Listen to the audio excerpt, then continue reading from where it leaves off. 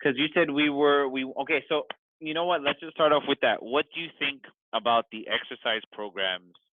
um, the exercise programs that people are selling online? What is the difference between the stuff that you've seen?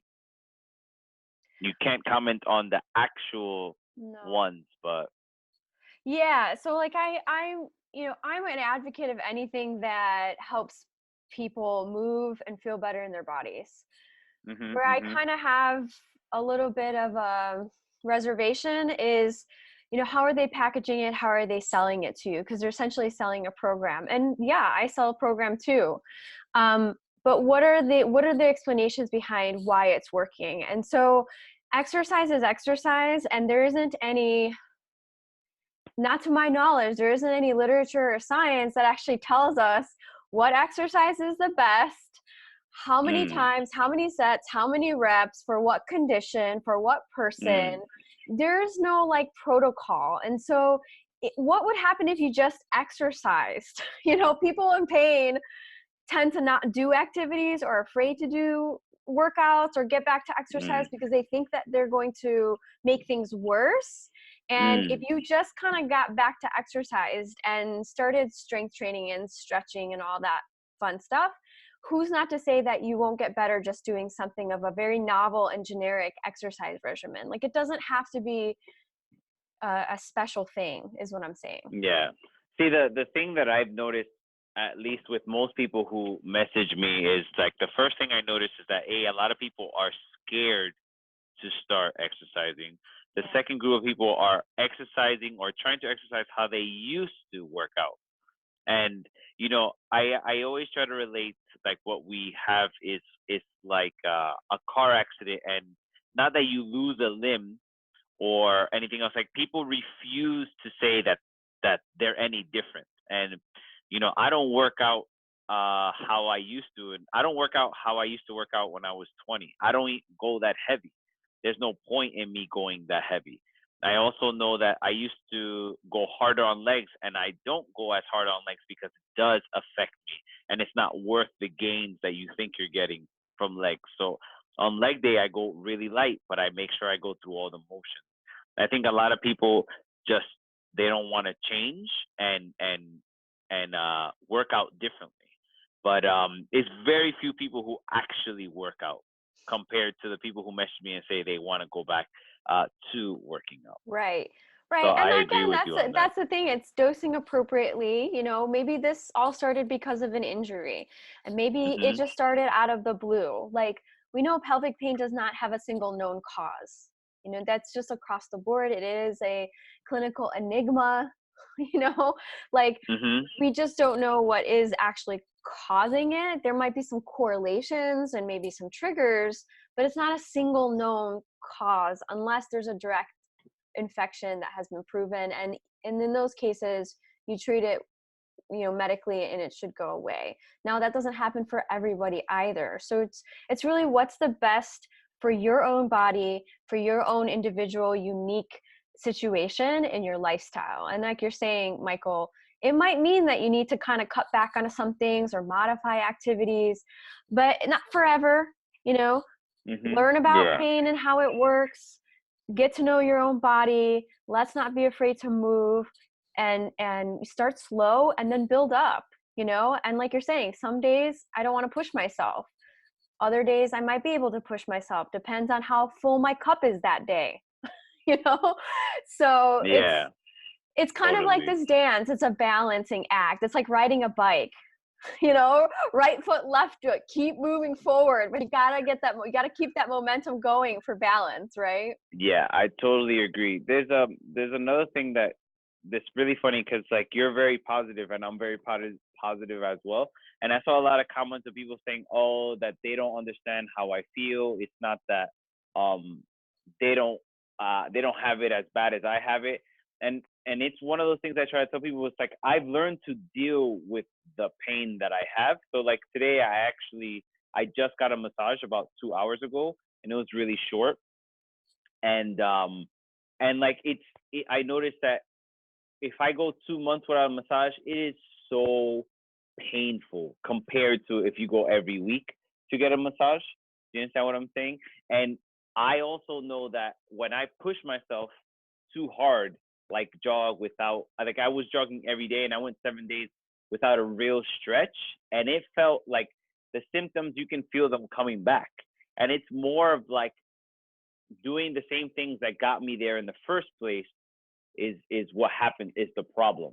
Do you understand what I'm saying? And I think a lot of people refuse to change their habits.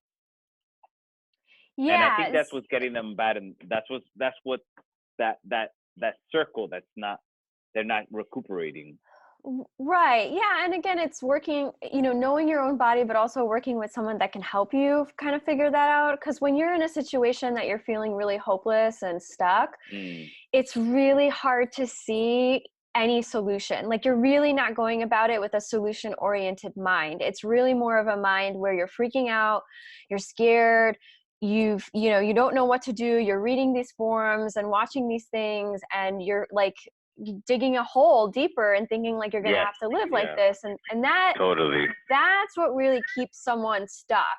Whereas you said, Michael, I learned to work with what's happening in my body. I've learned to listen to what's happening in my body. I know when I can push myself. I know when I need to recover, like get a massage. I know how to do self-care. That's what you're doing is you're applying effective strategies to, increase that stress level and heighten that, and then you know how to come down. You know Yeah, how yeah, to recover. And that's kind of like I meant with that balancing act is stress. You can't eliminate stress from your life. It's going to happen whether you like it or not. It's how do we respond to it, and what are the strategies that we have in place to help us recover, to let the nervous system know that, hey, we've kind of physically stressed out, we're maybe have an emotional thing going on in our life, maybe work or whatever relationship dynamic you find yourself in, but you know how to fill up your tank. And for you, it's massage. And for you, maybe it's spending time with your girlfriend or whatever it is. But that's what people need to start to become more aware of, is that internal sense of how am I doing? And what do I need to do to mm-hmm. create safety and calmness in my world, in my body, in my environment? And, you work with the Mm-hmm. things that you can change, which is what you're saying, Michael, is maybe it's lifestyle habits. Habits. What am Totally. I doing? What patterns am I doing? Because again, we're automatically doing things every day, like autopilot. And until we take a step back to be still and observe the situation, that's the only way that we're going to be able to gather more awareness and then be able to change. But without that awareness, how could you change something you have no idea that you're even doing? Totally. Does that Totally. make What do sense? you, yes, what do you say to the people, there's a lot of people who say to me like, will I ever get better? And I always tell people that I think, you know, going back to how you were before this, I never say that you will, but I always say that it's to the point where it doesn't bother you. Most days it really doesn't bother me, or I've gotten used to as good as I'm gonna get. I hate to say it that way, but like I know, okay, if I do this, this is gonna bother me. Or I feel this way, or it's just that. It's gotten to the point in my life where it's just like, oh, I know what I'm feeling.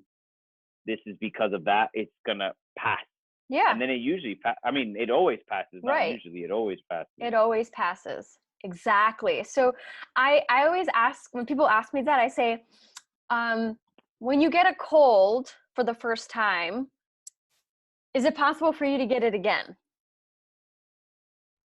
Yeah, Like, of course. are you able to get to, okay. And then what if you get a pimple on your face? Does it go away? Mm. Uh, is there a chance Yeah. for it to come back? Do you ever get pimples that come back? Of course. Yeah. So it's the same, it's very similar when we're dealing with something like pain or bronchitis or asthma or, whatever it is that we're dealing with. Like, there's to a point where we manage things and we're kind of feeling good, and there's really, really good days, but there's also times where it kind of just pops up, for whatever reason. Like, you wake up with a pimple one day and it's there. you know Mm-mm. maybe you did have like pizza all week, I'm being generic, but you Yeah, know, yeah. like if we trying to go search for the cause and we get so hung up on like, why did it come back? What's happening? Is it the same thing? Oh my gosh, I'm back to square one. Well, no, it's not. You know, when you get one pimple and it goes away and you get another pimple, is it the same pimple? No, Definitely, definitely. And I right? also, just to piggyback off what you're saying, like things that I noticed that bothered me before, it doesn't bother me, and stuff, and new stuff comes, and then that kind of shifts, and then I have to do different. Like the massages, like, oh, I don't feel that pain there anymore, but it's before it was more frontal. Now it's definitely on the side. So definitely, I'm working towards stretching on certain areas more than others. Like I've noticed, like it's a complete system thing. It's not one thing that, it's obviously the system broke down. It's not one little piece that broke down and now we're all broken. It's the whole system. That's what, at least for what I think. Yeah, nothing lives in a vacuum, I think is what you're saying. Yeah, yeah, Nothing exactly. lives in a vacuum. And really it's a time to like if something does come up, like I going back to the pimple analogy, sorry if you guys don't really like that analogy, but we could all relate to having a pimple. What happens if you just take that and that pimple and you squeeze it and you like work with it and you play with it? Like, does it It heal leaves a faster? scar too. It leaves a scar, right? It looks gnarlier than when it first if you just left it alone. Yeah. That you know, again, the more we resist something from happening on our body and our world, the more that the longer it's going to linger and the more time it's going to take to go away. So it's really going Hmm. back to you know how much willingness do you have to explore that sensation that's coming up for you and what do you do with it, right? Like I'm not saying Hmm. not to do anything, right? I'm not saying not to do anything, but I'm just saying to look at how you're relating and how you're reacting to whatever it is that's coming up for you. What do you do when Hmm. that pimple shows up in the morning and you've got to have a photo shoot or you know a headshot taken? You know it's Hmm. gonna you're gonna have to do that photo, but how are you going to feel inside? You know what I mean? Like, what are you going to do? I'm totally with you on that. By the way, have you heard of DCT stretching? Have you ever heard of that? Is that what we were talking about before? I think Is that so. anything? Yeah, no, I have heard of it. I've not met the guys who created it. I know of them from you Mm, guys actually. But I yeah, haven't looked into, I don't know what their program is entirely about. I have not taken their program. I just know one yeah, person who's taken that program, but I haven't heard back from that person yet. Maybe I should reach yeah. I heard out of and see. one. I've heard of one person as well. He's the only one that he swears by it and stuff. Yeah. Um, but Um, it's like packaged. It's like the same thing packaged in two different ways, right? I thought that's what. So I don't know how. Actually, like three different ways. So I yeah, don't know much about it either. I don't have enough information, but honestly, like, again, there's no special science to moving your body and to exercising and stretching and doing that sort of thing and strengthening. Mm, And as I said, I do not have like, there is no evidence to support whether one exercise is better than the other, how many reps or mm, sets that you're supposed to do for what condition. And really, scientists are just trying to discover like how exercise actually works anyway with pain. Like, why does it help? We know it helps, but we also yeah, know in some people it doesn't really help or it can make things worse. So it's like there is no concrete evidence to say, you know, yes, this exercise is going to help for this particular issue. You can only go behind like anatomy and biology and basically like again, moving your body, feeling safe to move your body, doing something for yourself. Like those are all components that are making you feel better. The fact that you're taking action to do something about yeah, your issue, that you're trying something new and different, like your brain loves that. So of course it's going to lessen the threat. Of course your body's going to feel better. And strength training helps with flexibility. Like strength training helps with flexibility and range of motion. And in some studies say it helps more than just passively stretching. So, yeah, you know, again, you're not really, when you're stretching, you're working with the nervous system. You're helping to lubricate your muscles, your joints, your ligaments, your nerves. You're stretching your vascular vessels, your blood vessels. So it's not just like the muscle. It's not about the muscle. It's about what information are you providing to your nervous system and to the rest of the structures involved in keeping you alive that make the yeah, change in the output. yeah. Does that make sense? Totally. I was gonna ask you, for those people who always ask, what steps do you recommend from the first time you feel that you have this? What is the order of things that you recommend to do? Oh, that's a great question. Thank you for whoever asked that. The first step to do is just to go get the red flags checked out. So do go to a urologist, someone who can actually test for infection. And by Mm, infection, I mean they should be actually checking your prostate fluid, the prostatic fluid, and semen analysis, or checking your semen as well to see if there's infection. Okay. If there is no infection, like generic urine tests aren't going to show much. So if they're just having you pee and checking your urine, that's just not enough. But if you have someone checking the prostate fluid and your seminal or your semen fluid, then that is going to give you more information. Okay? So once that's ruled out and there's no pathology or infection that might be causing the change in symptoms, then at that point I really recommend working with someone who knows how to intervene, like a physiotherapist, a massage therapist who knows pelvic health, someone who knows how to explain to you what's happening in your body way sooner than later. So if we were to kind of work with guys, I'm so surprised if we were to work with men in the first 3 months of having pain in their pelvis, I don't think symptoms, in my opinion, I don't think they would persist as long as they do. mm, Because I think the problem is that they go to the doctor, they get antibiotics, it doesn't work. By the time you're done with antibiotics, it's been over a month already. So here's 1 month gone.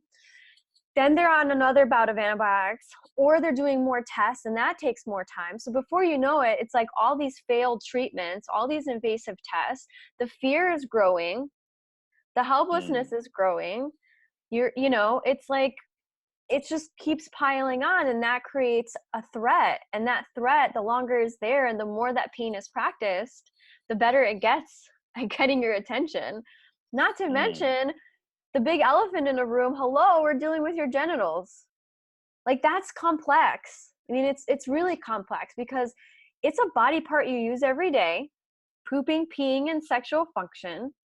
It's also a body part that's really necessary for survival. And your brain has a lot of real estate when it comes to body parts that are necessary for your survival. Mm, So mm, it's really, there is going to be a greater sense of protection in that area, and one of that signs of protection is pain. But there's other things that are involved in protection, like muscle tension, right? Motor output. When you're nervous, when you're scared, what do? You tense up, right? And then becomes this mm, cycle.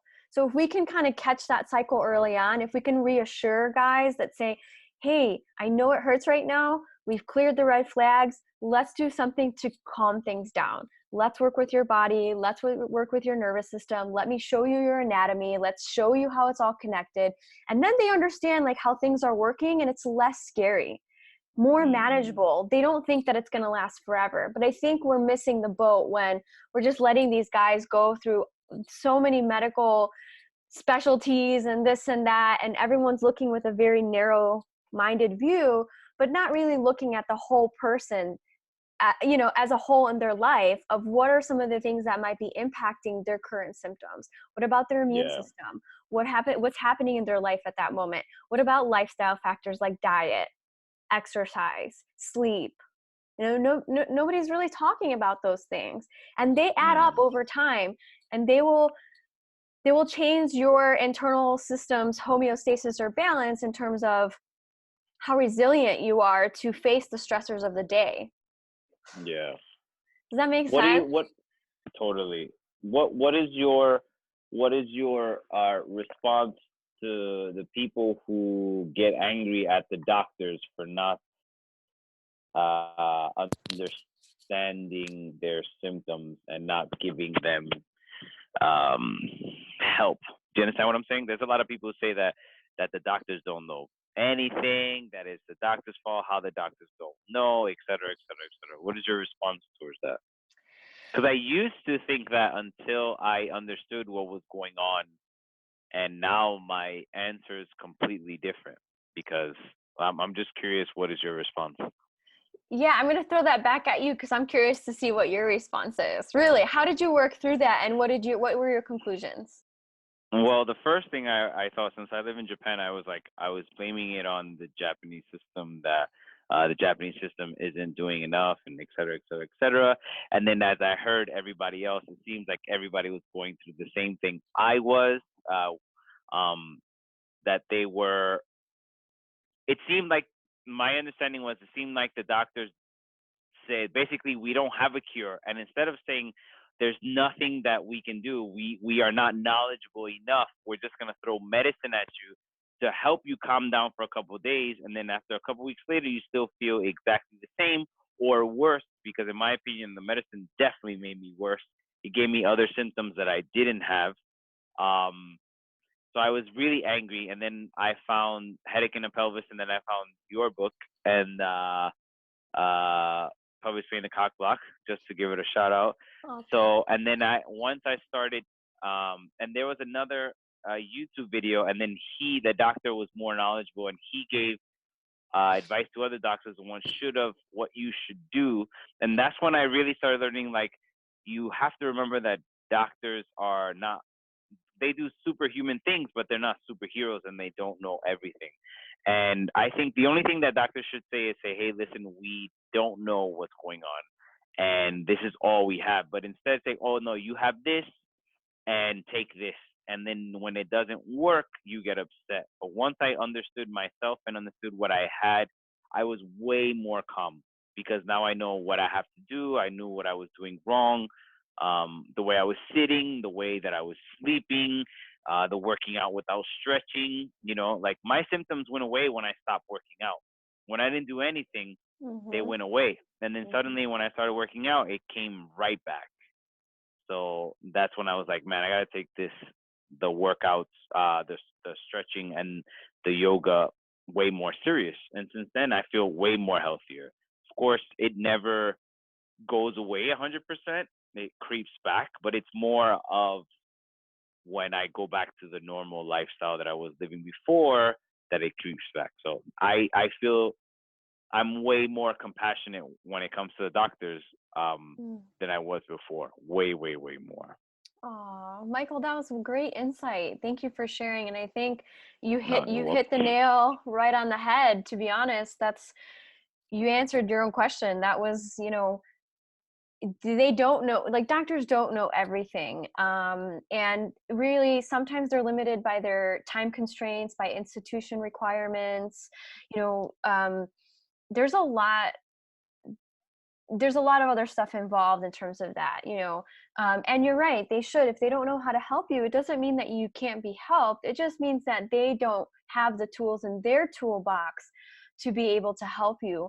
And it is their responsibility to say, hey, I know of these other things that you might be able to try, see how it works for you, instead of saying, well, there's nothing we can do for you, because that can be a death sentence for some people.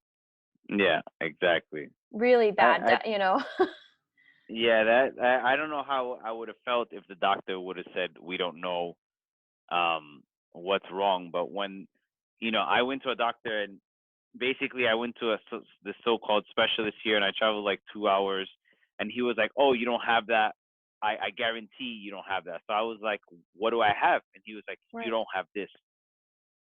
And I was like, "That I don't know if I feel any better." Like, I'm at least when they said that I had prostatitis, I felt like, okay, at least I know what's going on. But he was like, "You definitely don't have prostatitis.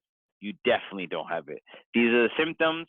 And then he showed me like my urine up close and whatever else he did, and he was like, "Look, you don't have what we have. It's just, they used to call it the waste basket, the waste yeah, the waste basket, a trash basically of all, when it's just you don't know what's going on, they just blame it on that."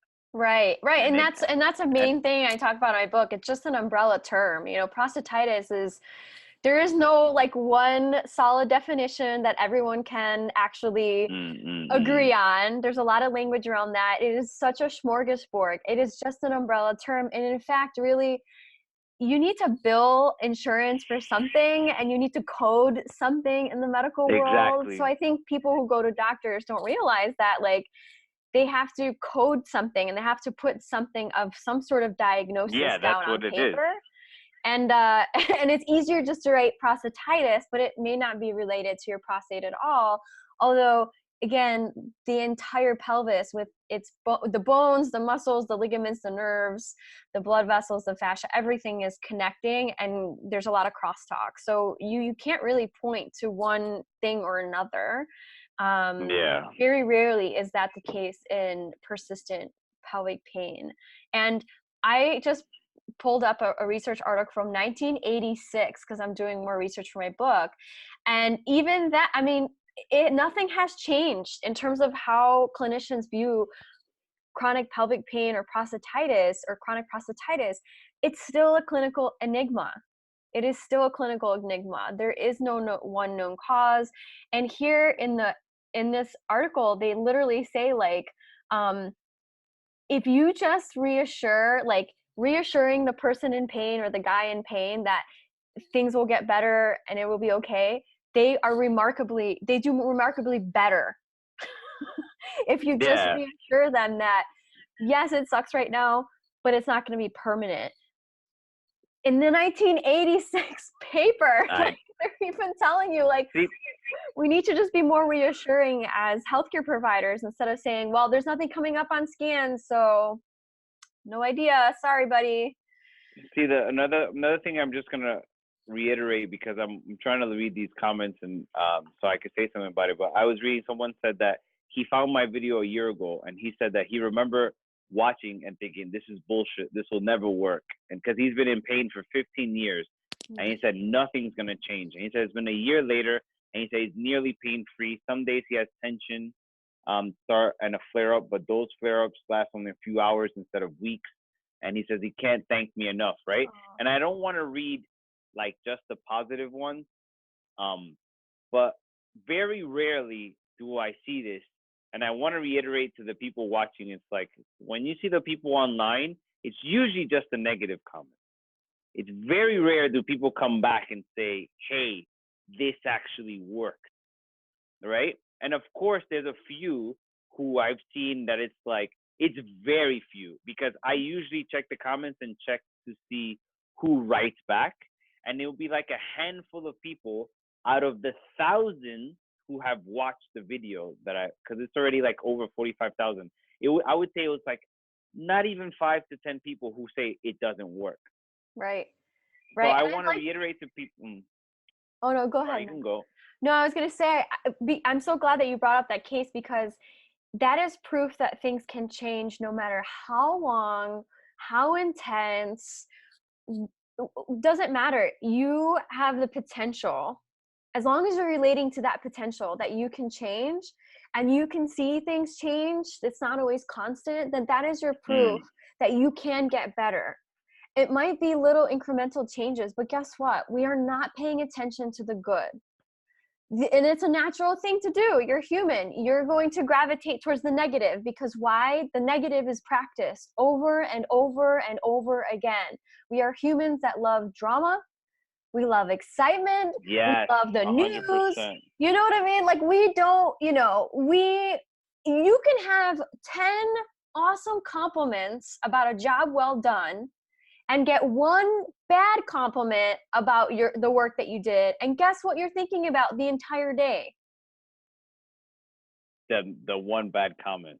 The one bad compliment, right? You're like, what the heck? Okay, so it is in our human nature to want to gravitate towards magnifying the negatives and collecting evidence for the negative, for the negative, for the negative, unless we start to change that perspective and collect positive experiences in our jar, then you're always going to be looking at your glass or through your window pane with that perspective. And that's all that's going to come into your view.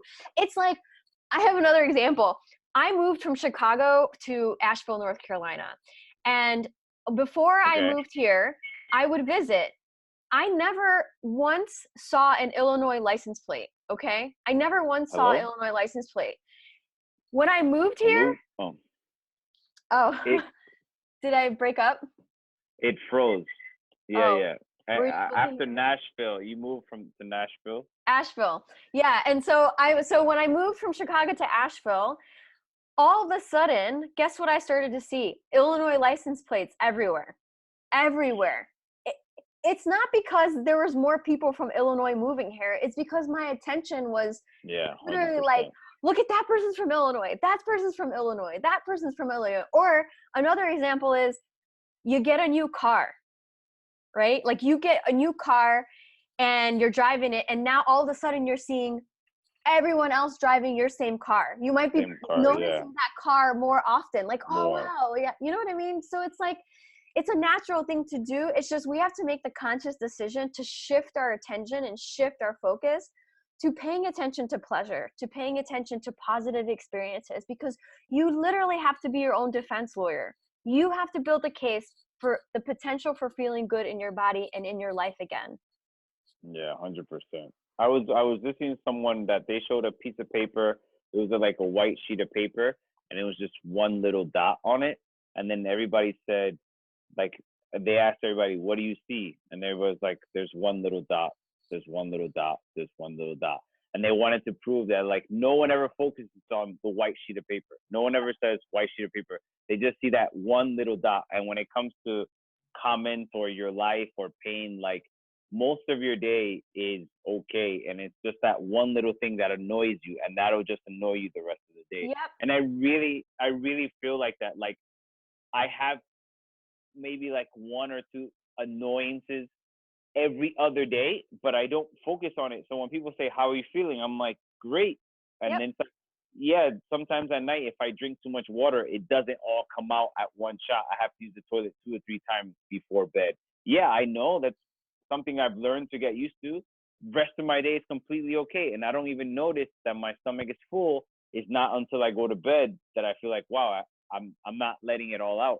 During the rest of my day, I don't use the bathroom as much and I drink just as much water. So I would consider that little dot in the white sheet of paper. It's just one little thing that's totally different from my day that I really don't focus on that allows me to say that I'm doing completely okay.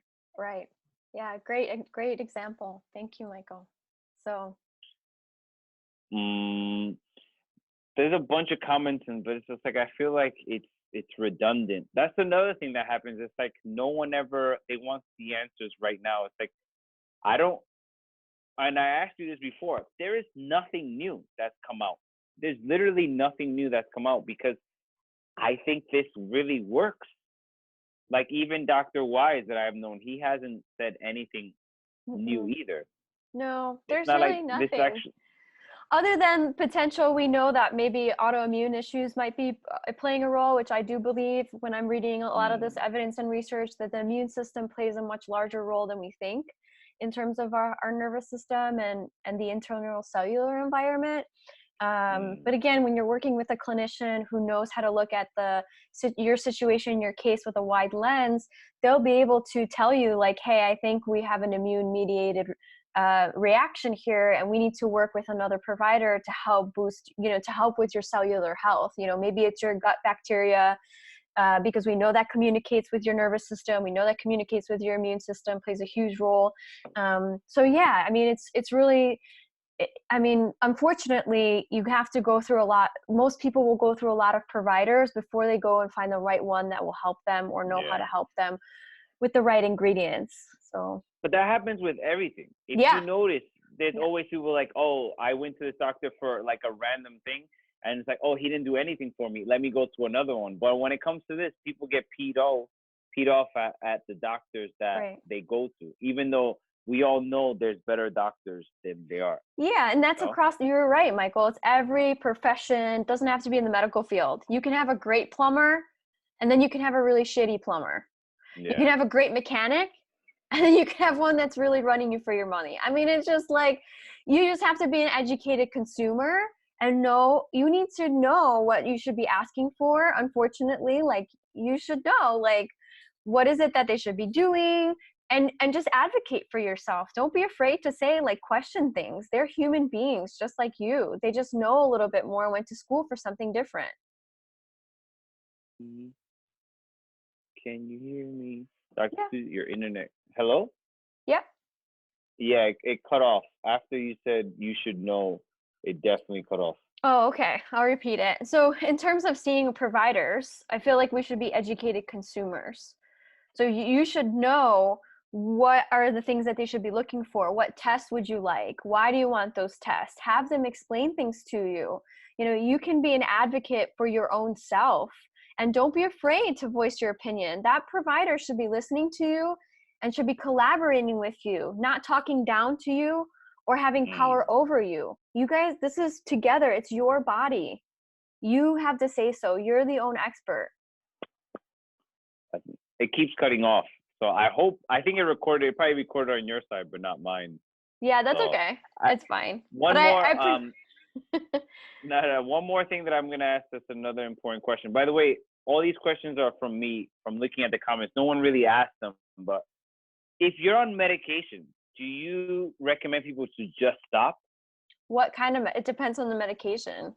The ones like they give them like a month of antibiotics. Some people have like, I can't even pronounce these things, like Oh, Comforta, Philodol, Tadflow, like all the stuff the urologist gave me. All the stuff, from my opinion, all the stuff that the doctors gave me made me worse.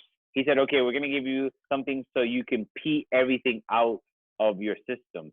So I had nothing to pee out, but I had the worst sensation down there. It made it 20 times worse than it mm-hmm. was before. Antibiotics, if you don't need them, I don't recommend for No, you to right. take it, because when I don't want, when you need them, you can't use them. And anything else that they give you, since there is no cure for this, I recommend stop it, because first of all, the side effects are worse. The ones that you get, are worse than the stuff that you went in there for. What do you think?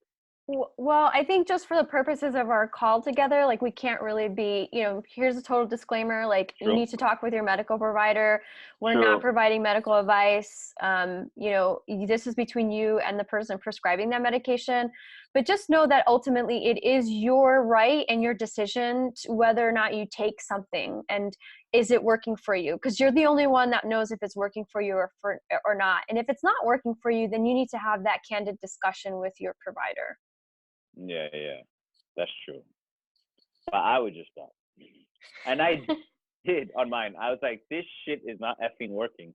Like once I saw the video, the one, the urologist video, and the guy was like, if you don't have this, you should not be prescribing this to your. It was like a national urologist video. I was like, I'm not taking this anymore. And Yeah. that night was when I ordered the book and I started stretching, and then it was instant difference. Right. So, Right. would you like anything else to add? Because I know you got to go. Yeah, I do. Actually, I was just gonna say thanks. No, I think this was a great conversation. I think this is on a lot of guys' minds who are suffering with pain. But I think the final comment I'd like to make is that change is possible and that you can get better. And really, no one can give you a real one cause of why it's happening. But instead of looking back, let's start to look forward, and let's kind of start to build that positive experience in your life, get your life back despite pain. Like if you're going to wait for it to go away, you're not going to be living. We need to start living. And that's what I see in a lot of my patients, is that once we start to lessen the fear on movement and living life and doing the things they used to love to do, they're better able to manage those really uncomfortable sensations until the point where it actually goes away. And again, but they didn't wait for it to go away. They took that decision. They had the courage to say, all right, I'm going to start somewhere and I'm going to get back to my life. And then the symptoms will go away. But we can't just do symptom management. We can't just mask your symptoms, because it doesn't get you anywhere. And that's something you got to evaluate for your own life. Like, what have I been doing? I've been doing so much to try to get rid of it. How is it serving you? How has it been helping me? Where has it gotten me? That's it. Mm-mm-mm-mm. So I anyway, agree. I agree. thanks All again, right. Michael, for taking the Uh, time to have this conversation. I love it. It's just Same to you. human beings coming together and being real, and it's great. And there's not enough positivity. It's like the stuff, all the comments I ever get is always negative. I'm like, it's okay. I just like copy paste. It's all right. It's all right. Just look at the rest of my videos. I'm fine. I'm fine. I'm fine. Yeah. Yeah. So Well, thanks, Michael. And thanks to everyone watching and, who is dealing with this. I know it's hard, no doubt, but it is hopeful. And I do wish everyone the best. So thank you so much for taking the time to watch this video. yeah, same here, guys. Take it easy.